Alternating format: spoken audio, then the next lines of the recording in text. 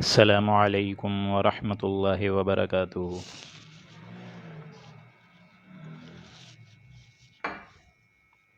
الحمد للہ نحمده ونستعینه ونستغفره ونؤمن به ونتوکل علیہ ونعوذ باللہ من شرور انفسنا ومن سیئات اعمالنا من يهده الله فلا مضل له ومن يضلله فلا هادي له ونشهد أن لا إله إلا الله وحده لا شريك له ونشهد أن محمدا عبده ورسوله أما بعد أعوذ بالله من الشيطان الرجيم بسم الله الرحمن الرحيم سبحان الله عما يصفون إلا عباد الله المخلصين فإنكم وما تعبدون ما أنتم عليه بفاتنين إلا من هو صال الجحيم رب اشرح لي صدري ويسر لي أمري واحلل عقدة من لساني يفقهوا قولي اللهم إنك عفو كريم تحب العفو فاعف عنا اللهم لا تدع لنا في مقامنا هذا ذنبا إلا غفرته ولا هما إلا فرجته ولا كربا إلا نفسته ولا ديما إلا قضيته ولا مريضا إلا شفيته ولا ميتا إلا رحمته برحمتك يا عزيز يا غفار آمين یا رب العالمین۔ سامعین محترم، پچھلی نشست میں چونکہ براڈ کاسٹ انٹرپشن کی وجہ سے ہم لوگ کچھ آیات سورہ صافات کی نہیں مکمل کر سکے تھے،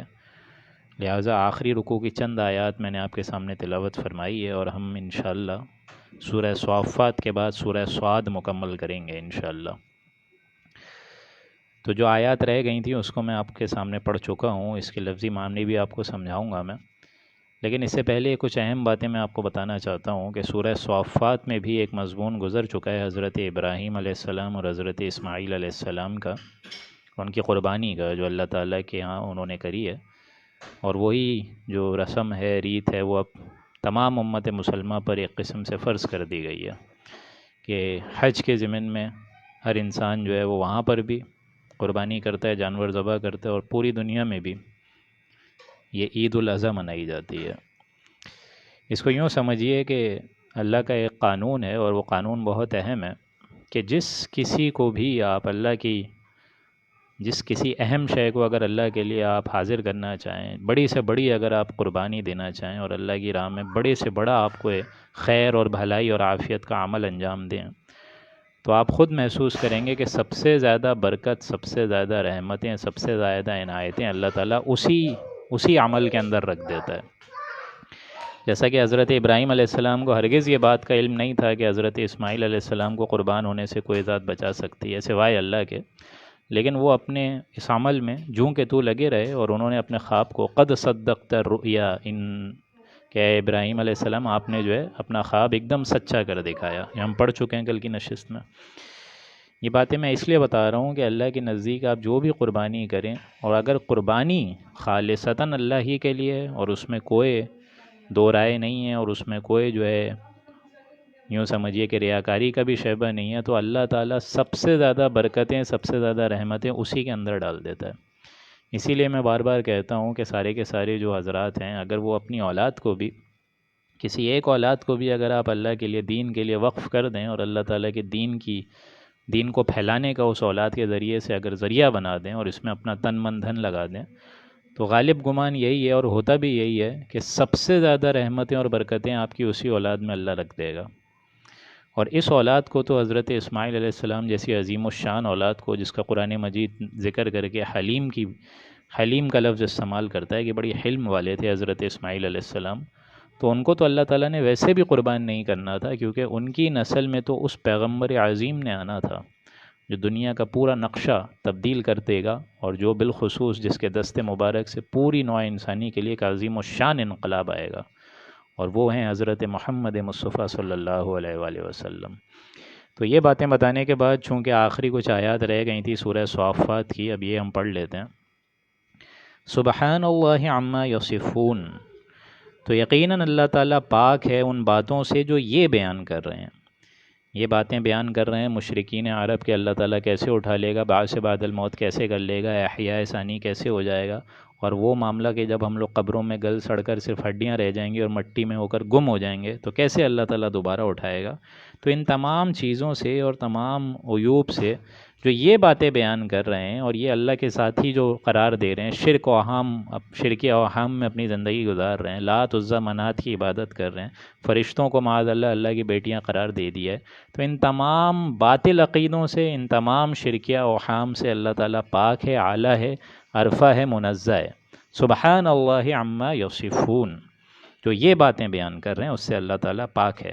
الا عباد اللہ المخلصین،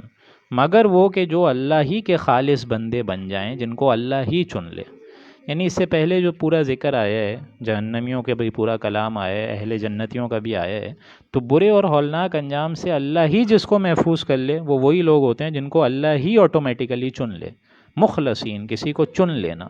جو خاص ایمان والے بندے ہیں اللہ تعالیٰ دنیا میں بھی ان کو سرخرو کرتا ہے اور آخرت کے ہولناک انجام سے بھی ان کو محفوظ رکھتا ہے۔ فَإِنَّكُمْ وَمَا تَعْبُدُونَ، سو اے مشرکوں، تم اور تمہارے سارے معبود، اگر سارے کے سارے مل بھی جاؤ، سارے کے سارے، ما انتم علیہ بفاتنین، تو خدا سے کسی چیز کو تو نہیں پھیر سکتے ہو۔ اللہ تعالیٰ کے حق میں ہے ہدایت، اللہ تعالیٰ کے اذن سے ہے لوگوں کی گمراہی، اللہ تعالیٰ ہی کے ہاتھ سے ہے لوگوں کی بڑی بڑی عروج اور بڑے بڑے زوال، یہ تو اللہ ہی کے فیصلے ہوتے ہیں۔ تم خدا سے کسی شے کو پھیر تو نہیں سکتے۔ الا من ہوا صال الجحیم، مگر اسی کے جو کہ علم الہی میں ہی سے ہی جہنم رسید ہونے والا ہے۔ یعنی جس کی ہدایت پر یا جس کی ضلالت پر اللہ ہی مہر رکھ دے، اگر اللہ ہی کسی کو ہدایت کا راستہ دکھانا چاہے تو اس کے لیے کوئی گمراہی والا ہے ہی نہیں۔ وَمَن يُضْلِلْهُ فَلَا هَادِيَ لَهُ، یہی تو ہم پڑھتے ہیں نا کہ اللہ جس کو تو ہدایت دے دے اس کو کوئی گمراہ کرنے والا ہے ہی نہیں۔ تو یہاں یہ فرمایا کہ الا من هو صال الجحیم، مگر وہ کہ جو شخص جہنم رسید ہونے والے، اس سے تو عذاب الہی پھیرا ہی نہیں جا سکتا، جس کے حق میں خود اللہ تعالیٰ ضلالت اور گمراہی کا فیصلہ کر دے اور ہولناک انجام سے اس کو دوچار کر دے، اس کے لیے کوئی راہ ہدایت نہیں ہے۔ وما منا الا له مقام معلوم، اب دیکھیں یہ پھر وہی انداز آ گیا جو اس سے قبل تھا، جو ہم نے کل پڑھا ہے سورہ صافات، چونکہ اب کرتے کرتے اللہ کے فضل و کرم سے ہم 23ویں پارے پر آ چکے ہیں، اور 23واں پارہ بھی انشاءاللہ کل کی نشست میں مکمل ہو جائے گا۔ تو جہاں ہم سورہ صافات کا آغاز کر چکے تھے، والصافات صفا، فالزاجرات زجرا، فالتالیات ذکرا، ان الہکم لواحد، کہ وہ جہاں سے آغاز ہوئی ہے یہ سورہ مبارک، کہ وہ صفیں باندھے ہوئے، کمر باندھے ہوئے وہ بڑے بڑے عظیم الشان فرشتے، بارگاہ خداوندی کے سب سے عظیم الشان فرشتے، فالزاجرات زجرا،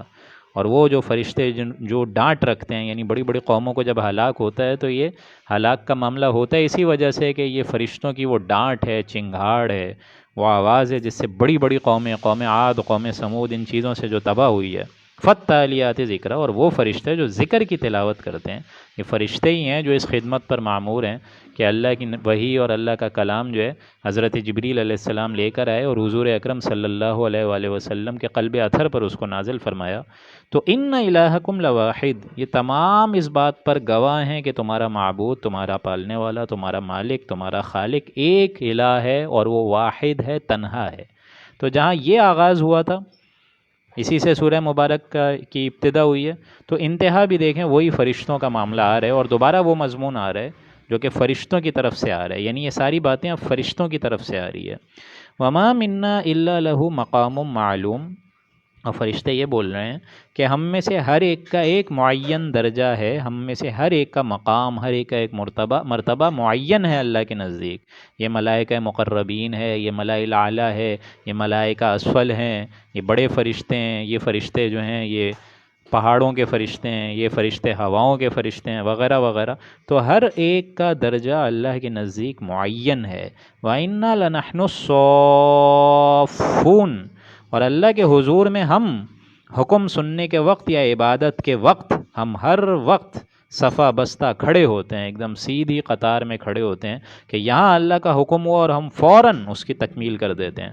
وَإِنَّا لَنَحْنُ الْمُسَبِّحُونَ، اور ہم خدا پاک کی پاکی بیان کرنے میں بھی لگے رہتے ہیں، تسبیح اور حمد میں، اللہ کی ثنا کی اور اللہ تعالیٰ کی عبادت میں اور اللہ کی تسبیح بیان کرنے میں ہمہ تن ہمہ جہت لگے رہتے ہیں۔ وَإِن كَانُوا لَيَقُولُونَ، اور یہ لوگ کہتے ہیں، یہ کفار وغیرہ کہہ رہے ہیں، مشرکین کہہ رہے ہیں، لو ان عندنا ذکر من الاولین، کہ اگر ہمارے پاس ذکر آتا، ہمارے پاس کوئی کتاب، کوئی وعظ، کوئی نصیحت آتی، پہلے لوگوں کی کتاب کے طور پر آتی، جیسے پہلے لوگوں کو دی ہے، لَكُنَّا عِبَادَ اللَّهِ الْمُخْلَصِينَ، تو اب تو ہم یقیناً بالکل ہر ہماتن اللہ ہی کے خاص بندے بن جاتے۔ مخلصین، دیکھیں پھر وہی لفظ آ گیا، تو پھر ہم تو اللہ تعالیٰ کے چنے ہوئے بندے بن جاتے۔ اگر اللہ تعالیٰ ہمیں دولت دیتا کتاب کی، اگر اللہ تعالیٰ ہمیں شریعت سمجھاتا جیسے کہ پچھلے لوگوں کو سمجھائی ہے، اللہ تعالیٰ وعظ، نصیحت، کتاب پہلے لوگوں کی طرح ہمارے لوگوں پر، ہم پر بھی نازل فرما دیتا، لَكُنَّا عِبَادَ اللَّهِ الْمُخْلَصِينَ، تب تو ہم خالص اللہ کے بندے بن جاتے۔ حالانکہ کتاب آ گئی ہے، رسول اللہ عظیم الشان ہستی صلی اللہ علیہ وآلہ وسلم جیسے ایک آئیڈیل، ایک یوں سمجھیے کہ نمونہ ضابطہ حیات آپ کے پاس موجود ہے، پھر بھی لوگ جو ہے کفر کر رہے ہیں۔ فَكَفَرُوا بِهِ، تو انہوں نے کفر کیا اس سے، فَسَوْفَ يَعْلَمُونَ، تو ان قریب ان کو اس ہولناک انجام کا بھی اب علم ہو جائے گا، اندازہ ہو جائے گا، یعنی وہ تمام خبریں ان کے روبرو سامنے آ جائیں گی جس چیز کا یہ انکار کرتے ہیں۔ وَلَقَدْ سَبَقَتْ كَلِمَتُنَا لِعِبَادِنَا الْمُرْسَلِينَ، اور ہمارے خاص بندے یعنی پیغمبروں کے لیے ہمارا یہ قول، یہ طریقہ پہلے سے مقرر ہو چکا ہے۔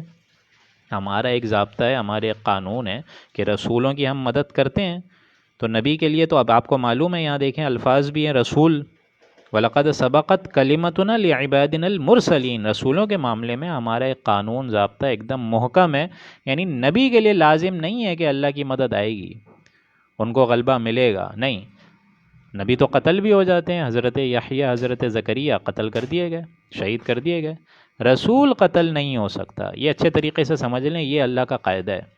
جیسے ہی محسوس ہوگا کہ قوم غالب آ رہی ہے اور رسول الٹا مغلوب ہو رہا ہے، اللہ تعالیٰ پوری قوم کو ہلاک کر دے گا، رسول بچا لے گا۔ قوم نوح، قوم عاد، قوم سمود، قوم شعیب، تمام قومیں ہلاک ہو گئیں اور وقت کے رسولوں کو اللہ نے بچا دیا، یہ اللہ کا قاعدہ ہے، قانون ہے،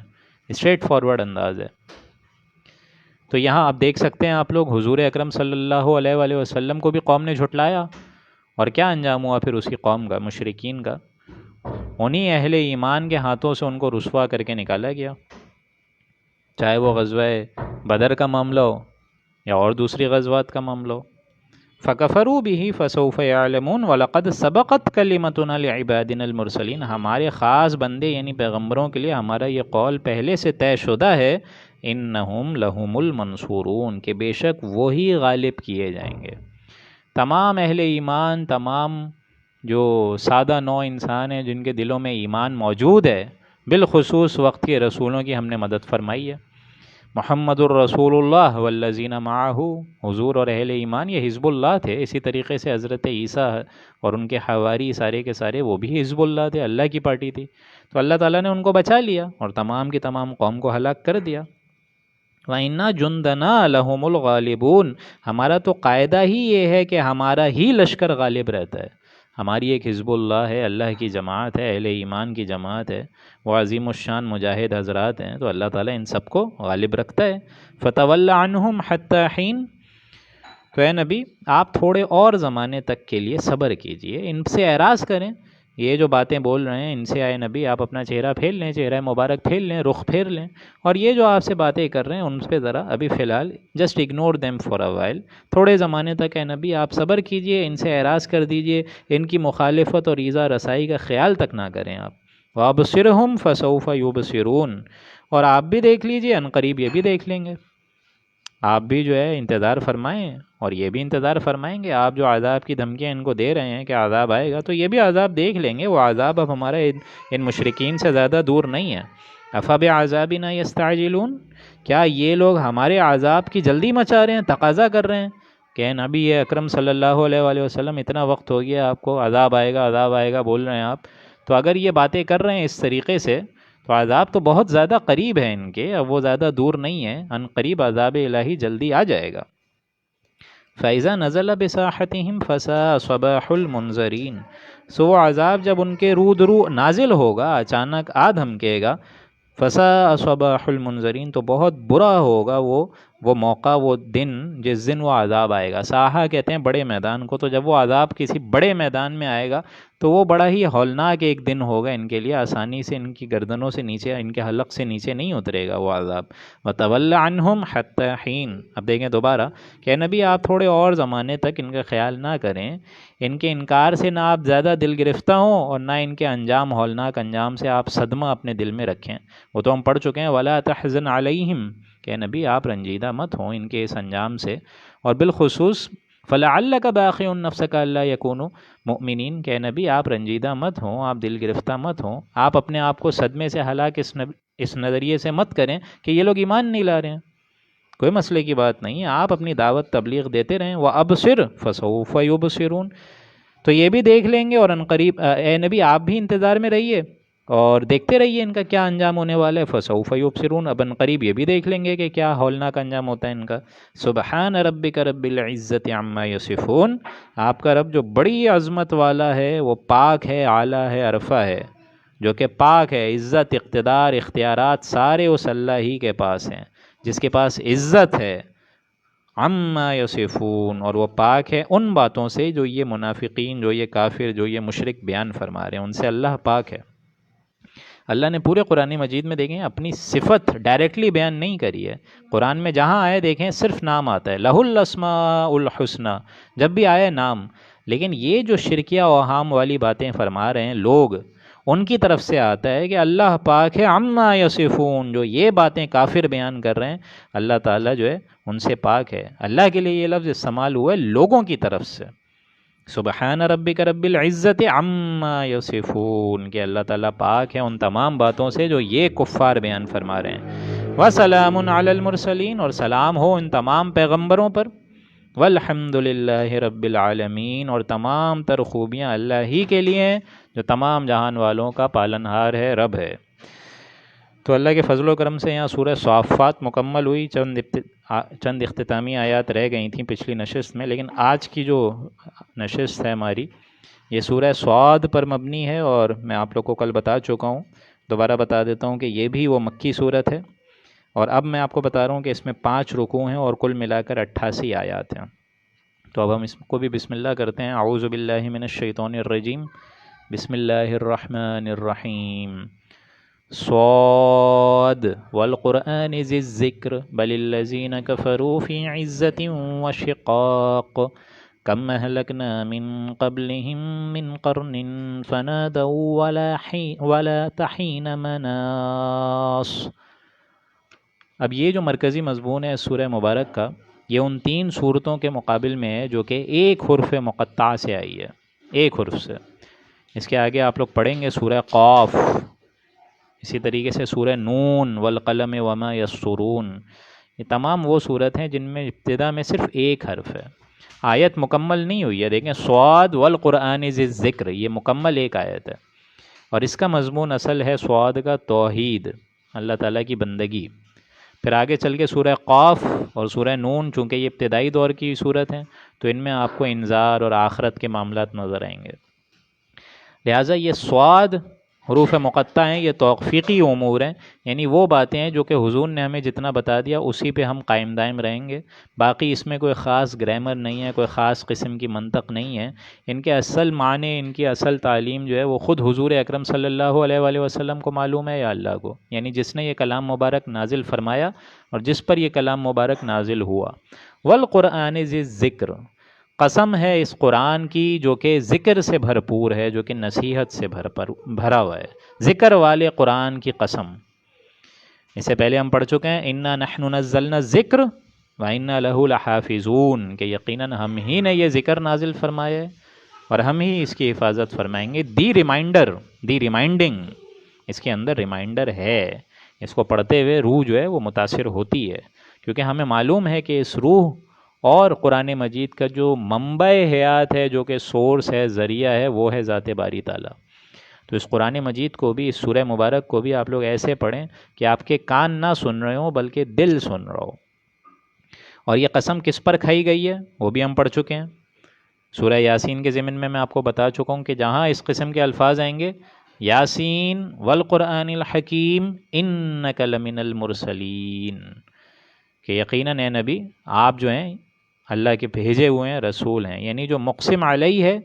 کہ یہ قرآن گواہ ہے اس پر، اور قرآن ثابت کر رہا ہے، یہ قرآن مجید در حقیقت اے نبی آپ کا معجزہ ہے کہ یقیناً آپ اللہ کے رسول ہیں۔ لیکن جن لوگوں نے اللہ کے نبی کی نافرمانی فرمائی، جن لوگوں نے کفر اور معصیت کی روش اختیار کری، ان لوگوں کے بارے میں آ رہا ہے بل الذین کفروا فی عزت و شقاق، بلکہ یہ کافر تو تعصب اور حق کی مخالفت میں زدم زدہ پر اڑ گئے ہیں، آپ کے خلاف موقف اختیار کر رہے ہیں نبی، غرور اور ضد اور ہٹ دھرمی میں یہ لوگ ایک دم بے باک کی طرح اپنی زندگی گزار رہے ہیں۔ کم اہلکنا من قبلہم من قرن فنادوا ولا حین مناص، ان سے پہلے کیا انہوں نے دیکھا نہیں بہت سی امتوں کو ہم آلریڈی عذاب میں ہلاک کر چکے ہیں؟ کیا حال ہوا ہے قوم نوح، قوم عاد، قوم سمود کا، جن جن لوگوں نے کفر کی روش اختیار کری تھی تو ان کا ہم نے کیا حشر کرا ہے، ان کو نظر نہیں آ رہا؟ فنادوا ولا حین مناص، سو ان لوگوں نے بھی اب ہلاکت کی بڑی تباہی کے لیے اپنے لیے مقرر کر لیے، وہ وقت خلاصی کا اب نہیں ہوگا جو ان کے پاس اب نازل ہوگا، یعنی جب عذاب کا وقت آ جائے گا تو اب ان لوگوں کی پھر توبہ قبول نہیں ہوگی، عذاب کا جب دروازہ کھل جائے گا تو اب توبہ کے دروازے ان لوگ کے لیے بند ہو جائیں گے۔ یعنی اے نبی، ان لوگوں نے جس طرح پچھلے قومیں جھٹلا رہی ہیں، پچھلے وقت کے رسولوں کا انکار پچھلی قوموں نے کرا ہے، تو یہ کفار بھی اب اس سامان کو گھیر رہے ہیں، اس سامان کو اختیار کر رہے ہیں جو کہ اچانک ہلاکت جب ان کی ہوگی ولا حین مناص، اور وہ وقت ان کے لیے نجات کا نہیں ہوگا جب اللہ کا فوراً عذاب آ دھمکے گا۔ وَعَجِبُوا أَن جَاءَهُم مُنذِرٌ مِّنْهُمْ، اور کیا ہی عجیب ہے ان کفار کا معاملہ کہ انہوں نے اس بات پر تعجب کری ہے، منذر منہم، کہ کیا انہی کے پاس ایک پیغمبر ڈر سلانے والا آ گیا ہے۔ اب ذرا آپ اندازہ لگائیں کہ یہ جو اب پوری 2-3 آیات چلیں گی، ایک دم آپ لوگ کو نظر آئے گا کہ ایک وقت ہے کہ اللہ تعالیٰ کے نبی بھی وہاں موجود ہیں، اور اللہ تعالیٰ ایک نقشہ کھینچا گیا ہے بیسیکلی کہ یہاں حضور اکرم صلی اللہ علیہ وآلہ وسلم دعوت دے رہے ہیں کچھ سادہ لوگوں کو، اور بہت ان کے اندر ایمان کی رمق جگمگا رہے ہیں، اور ظاہر بات ہے ان مشرکین منافقین کے بڑے بڑے سردار بھی ہیں، چودھری لوگ بھی ہیں، سرمایہ دار بھی ہیں۔ اب یہ ایک مکالمہ چل رہا ہے ان کے درمیان کہ وقال الکافرون ھذا ساحر کذاب، پہلے تو یہ تعجب کر رہے ہیں مشرکین کہ کیا انہی کے پاس ایک پیغمبر آ گیا ہے، انہی میں سے، کہ اللہ تعالیٰ کو اور کوئی نہیں ملا، اس پیغمبر کو چن لیا؟ معاذ اللہ، ایسی باتیں بتا رہے ہیں کہ اللہ تعالیٰ کو اگر رسول بھیجنا تھا تو کسی امیر شخص کو بھیجتا، کسی سرمایہ دار چودھری کو بھیجتا، اللہ تعالیٰ نے ان کو چن لیا۔ وقال الکافرون ھذا ساحر کذاب، اور کہتے ہیں یہ کفار، مشرکین، منافقین، سب کے سب یہ مجرمین ہمارے نبی کے بارے میں کیا بولتے ہیں؟ ھذا ساحر کذاب، کہ نہیں ہے یہ شخص مگر ایک جادوگر اور کذاب، بہت بڑا جھوٹا، معاذ اللہ ثم معاذ اللہ۔ یہ بہت ثقیل اور بھاری لفظ ہے قرآن مجید میں۔ کیوں؟ کیونکہ یہ درمیانی دور کی صورت ہے کہ جب عرب میں وہ حق و باطل کی کشاکش عروج پر ہو چکی ہے، لہٰذا جو حملہ ہو رہا ہے حضور پر وہ بھی اب شدید ہو چکا ہے۔ ابتدائی دور میں تو کسی نے مجنون بول دیا، کسی نے ساحر بول دیا، کسی نے جادوگر بول دیا، کوئی یہ کہہ رہا ہے کہ غار ہیرا میں جاتے تھے تو عاصب آ گیا ہے، جن آ گیا ہے، معاذ اللہ، ایسی باتیں بھی بولی۔ کچھ لوگ ہمدردانہ انداز میں بول رہے تھے، عتبہ ابن ربیہ نے بولا کہ بھتیجے میرے بڑے تعلقات ہیں، اگر تم بولو تو میں تمہارا کسی عامل سے علاج کرا دیتا ہوں، کسی کاہن سے علاج کرا دیتا ہوں، یہ سارے میرے بڑے تعلقات ہیں۔ اب یہ باتیں سننے کو مل رہی ہیں حضور اکرم صلی اللہ علیہ وسلم کو، اس سے آپ اندازہ لگائیں کہ صورتحال اس وقت ایسی ہو گئی تھی کہ کافروں کو اندیشہ ہو رہا تھا کہ یہ مسلمانوں کی تو اب ایک جماعت بن رہی ہے، ہمیں تو پہلے یہ اندازہ بھی نہیں تھا کہ ان کی جماعت بن جائے گی، ہمیں تو لگا یہ ایک دم پھونکوں کی طرح ہے، ہمیں ایک پھونک ماریں گے یہ سارے کے سارے بکھر کے رہ جائیں گے، لیکن اب تو معلوم ہو رہا ہے کہ ان کا راستہ جو ہے وہ تو روکنا ضروری ہو رہا ہے۔ تو حضور اکرم صلی اللہ علیہ وآلہ وسلم پر بھی جو حملہ ہو رہا ہے وہ بھی بہت شدید ہوتا جا رہا ہے، اور یوں سمجھیے کہ اس کی جو شدت ہے اس میں بھی اضافہ ہو رہا ہے۔ تو کیا بول رہے ہیں؟ وقال الکافرون ھذا ساحر کذاب، کہ وہ ایک جادوگر ہے اور بہت بڑا معاذ اللہ جھوٹا بول رہے ہیں۔ اجعل الآلہۃ الہا واحدا، کیا اس شخص نے تمام ہمارے معبود کو ایک معبود بنا دیا ہے، ایک اللہ بنا دیا، باقی ہمارے لات، عزا، فرشتے جو بیٹیاں ہیں اللہ کی، سارے معبودوں کو ہٹا کر ایک اللہ بنا دیا ہے۔ ان ھذا لشیء یراد، یقیناً اس کا تو کوئی ایک مقصد ہے، ایک ارادہ ہے۔ ان کا ارادہ ہے کہ یہاں پہ ان کو حکومت چاہیے، کوئی نہ کوئی ارادہ، کوئی نہ کوئی اسکیم تو ہے، اختیارات چاہیے، اقتدار چاہیے۔ ہم سارے چودھریوں کو ہٹا کر ان کو اپنی حکومت چاہیے، اسی لیے ہمارے عوام الناس کو اپنی طرف گھیر رہے ہیں۔ ما سمعنا بہذا فی الملت الاخرہ، ہم نے تو یہ بات اپنے پچھلے مذہب میں کہیں سنی ہی نہیں، وہی ریت رسمیں آ رہی ہیں ہماری اوپر سے چلی چلی، در گرو ایک ہی صورتحال چلتی ہوئی آ رہی ہے، ہمارے وہ عقیدوں پہ ہم کو جمایا ہوا ہے ہمارے آباء و اجداد نے، تو یہ کہاں سے یہ اس دین کو لے کر آ گئے ہیں جس کو دین اسلام کہہ رہے ہیں؟ نسلوں در نسلوں سے وہی آباء و اجداد کی باتیں، ان کا کلچر، ان کی تہذیب، ان کی ثقافت چلتی ہوئی آ رہی ہے۔ ان ھذا الا اختلاق، یہ شخص تو معلوم ہوتا ہے کہ اس نے گھڑ لی ہے، یہ ساری چیزیں اختلاق کر دی ہے، گھڑ لیا ہے یہ قرآن مجید بھی معاذ اللہ۔ انزل علیہ الذکر من بیننا، کیا ہم سب میں اسی شخص پر کلام الہی نازل کیا گیا ہے؟ یعنی اللہ سے ایک طریقے سے شکوہ کر رہے ہیں کہ ہم میں سے یہی سلیکٹ ہوئے، بڑے بڑے ہمارے سردار تھے، چودھری تھے، سرمایہ دار تھے، ان کو نہیں دیکھا کیا اللہ نے؟ اللہ تعالیٰ نے ذکر اتارنا ہی تھا تو اس پر، بل ہم فی شک من ذکری، نہیں بلکہ یہ لوگ میری وحی کی طرف سے شک میں ہیں، میرے ذکر کی طرف سے شک میں ہیں۔ یہ مشرکین اس قرآن مجید کو سیریس نہیں لے رہے ہیں، میرے ذکر پر شک کر رہے ہیں، ہماری ذات پر شک کر رہے ہیں، ہمارے اختیار اور اقتدار کی اہمیت کو سمجھ نہیں رہے ہیں۔ بل لما یذوقوا عذاب، بلکہ اصل وجہ یہ ہے کہ انہوں نے ابھی تک میرے عذاب کا مزہ چکھا نہیں ہے، ان کو اندازہ نہیں ہوا ہے کہ میرا عذاب کتنا بھاری شے ہے۔ ام عندہم خزائن رحمت ربک العزیز الوہاب، کیا ان لوگوں کے پاس ہے نبی آپ کے پروردگار کا زبردست فیاض کی رحمت کے بڑے خزانے ہیں؟ کیا ان کے پاس کوئی اختیار ہے؟ یعنی کیا اللہ ان سے پوچھ کر فیصلہ فرمائے کہ میں رسالت کس کو دوں، کس کو نبی بناؤں، کس کو رسول بناؤں؟ کیا ان کے پاس کوئی اختیار ہے؟ رحمت ربک العزیز الوہاب، اس ذات کی طرف سے جو کہ عزیز ہے، وہاب ہے، پورے طریقے سے چھائی ہوئی ہے، کیا اس کی رحمت کے خزانے ان لوگوں کے پاس ہیں جو اللہ تعالیٰ ان لوگوں سے پوچھ کے فیصلے دے گا؟ اب دیکھیں انداز کتنا اللہ تعالیٰ کی طرف سے ایک یوں سمجھیے جلالی ہے اور یوں سمجھیے سخت انداز ہے۔ ام لہم ملک السماوات والارض وما بینہما، کیا ان لوگوں کے پاس آسمان اور زمین اور جو چیزیں ان کے درمیان ہیں، ان کے پاس ان کا اختیار ہے؟ فلیرتقوا فی الاسباب، اگر اختیار ہے تو ان کو چاہیے کہ سیڑھیاں لگا کر آسمان پر چڑھ جائیں، دیکھ لیں کہ اللہ تعالیٰ کس طریقے سے یہ معاملات کر رہے۔ یہ قوم بھی اپنی ہلاکت کو دعوت دینے پر تل گئی ہے در حقیقت، اور کوئی بات نہیں ہے۔ اصل یہ لوگ شکوک و شبہات میں اس لیے پڑے ہیں کہ ان کو ہماری ذات کا اندازہ نہیں ہے۔ اگر ان کے پاس کوئی اختیار ہے تو چڑھ لینا آسمان پر سیڑھیاں لگا کر۔ ایک وقت تھا نا فرعون نے بھی سیڑھی لگائی تھی کہ عمارت بناؤ، چڑھ کر دیکھوں میں اللہ تعالیٰ کو۔ تو جب ہٹ دھرمی اور زدہ پہ انسان آ جاتا ہے تو یوں سمجھیے کہ ان کو حقیقت نظر نہیں آتی ہے۔ جند ما ہنالک مہزوم من الاحزاب، اس مقام پر ان لوگوں کی یوں ہی ایک بھیڑ ہے منجلمہ مخالفین رسول کے گروہوں کے، جو شکست دے دیے جائیں گے۔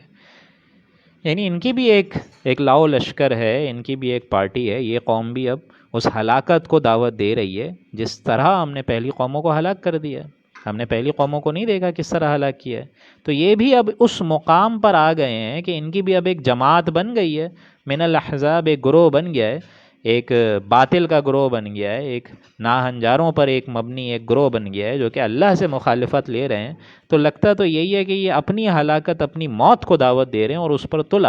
گئے ہیں۔ کذبت قبلہم قوم نوح وعاد وفرعون ذو الاوتاد، کیا انہوں نے نہیں دیکھا کہ ہم نے ان سے پہلے بھی قوم نوح کو ہلاک کیا، وعاد، عاد والوں کو، فرعون والوں کو، ذو الاوتاد، اور اسی طریقے سے وہ لوگ جو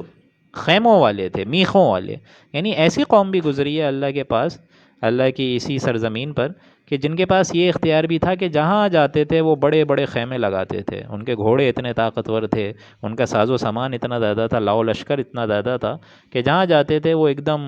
حملہ آور ہو جاتے تھے ایسی قوم۔ تو جب اللہ تعالیٰ نے قوم نوح، قوم عاد، قوم فرعون اور یہ خیموں والوں کو نہیں چھوڑا، وثمود وقوم لوط واصحاب الایکہ، اور اسی طریقے سے سمود، قوم لوط اور اصحاب ایکہ یعنی بن والے جن پر بھیجا گیا حضرت شعیب کو، اولئک الاحزاب، وہ بھی تو ایک گروہ تھا نا، وہ بھی ایک جماعت تھی۔ کیا اتنی بڑی طاقتور جماعتوں کو ہم نے ہلاک نہیں کرا؟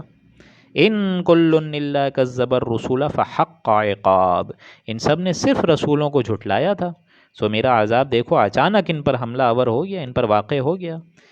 یعنی اے مشرکین عرب، اے منافقین، اے سرزمین مکہ، تم بھی اب اس میں ہم تمہیں آئینہ دکھا رہے ہیں، چونکہ ابتدائی دور کی صورت ہی ہے، تو تم ہمارے اس رسول کی نافرمانی سے اب بچ جاؤ، ذرا دیکھ لو پچھلی قوموں کا کیا حشر ہوا ہے، کیا ان کا انجام ہوا ہے، ہولناک انجام، تو تمہیں بھی اب ہوش کے ناخن لے لینے چاہیے اور ہمارے اس رسول کی مخالفت پر زدم زدہ ہو کے ہٹ دھرمی کے ساتھ مظاہرہ پیش نہیں کرنا چاہیے۔ وما ينظر هؤلاء الا صيحة واحدة ما لها من فواق۔ اگر تم باز نہیں آؤ گے تو ان کا معاملہ بھی اے نبی یہی ہے کہ یہ لوگ بس ایک زور کی چیخ کے منتظر ہیں، صیحہ، ایک چنگھاڑ کے منتظر ہیں، ما لها من فواق، جس میں کوئی وقفہ نہیں ہوگا، کوئی گنجائش نہیں ہوگی۔ یعنی آپ کو معلوم ہے کوئی لاؤڈ اسپیکر بھی اگر مسلسل چلے، جس طرح نماز میں یا بعض اوقات لیکچرز کے دوران اگر لاؤڈ اسپیکر مائک میں کوئی خرابی ہوتی ہے تو کس طریقے سے کان تھوڑی دیر کے لیے ہل جاتے ہیں، اور اگر وہ مسلسل چلتی رہے، مسلسل چلتی جائے تو تہلکے مچا دے، ساؤنڈ ویوز ایسی جنریٹ ہوتی ہیں انسانوں کے کانوں پر کہ کانوں کو پھاڑ دیتی ہے۔ تو ہمارا عذاب بھی ظاہر بات ہے ایسے ہی نازل ہوگا، ہمیں کوئی بھاری بھرکم فرشتے اور فوج نازل کرانے کی ضرورت نہیں ہے، ایک ہی زور کی چیخ ہوتی ہے، واحدہ، ایک، ما لہا من فواق، جو کہ مسلسل چلے گی، وہ ہماتن چلے گی، وہ رکے گی نہیں، اس کا سلسلہ منقطع نہیں ہوگا۔ وقالوا ربنا عجل لنا قطنا قبل یوم الحساب، اور یہ لوگ کہتے ہیں کہ اے ہمارے رب، ہمارا حصہ ہم کو ابھی ہی دے دے، روز حساب پہلے ہی دے دے۔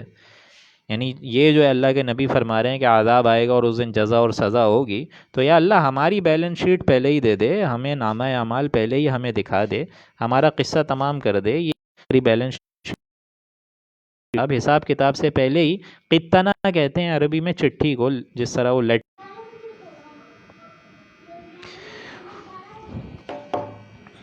اصبر علی ما یقولون واذکر عبدنا داود ذا الاید انہ اواب۔ تو اے نبی آپ ان کی باتوں پہ، ان کے اقوال پہ اب آپ زیادہ زور مت دیجئے، زیادہ کان مت دھریں، اور ظاہر بات ہے آپ ان سے جو ہے تھوڑا اعراضی کریں اور یاد کریں ہمارے اس بندے حضرت داؤد علیہ السلام کو، ذا الاید، جو بڑی قوت والے، ہمت والے تھے، انہ اواب، اور وہ بھی اللہ کی طرف رجوع کرتے تھے، اللہ تعالیٰ کی رحمتوں کو یاد رکھتے تھے اور اللہ تعالیٰ سے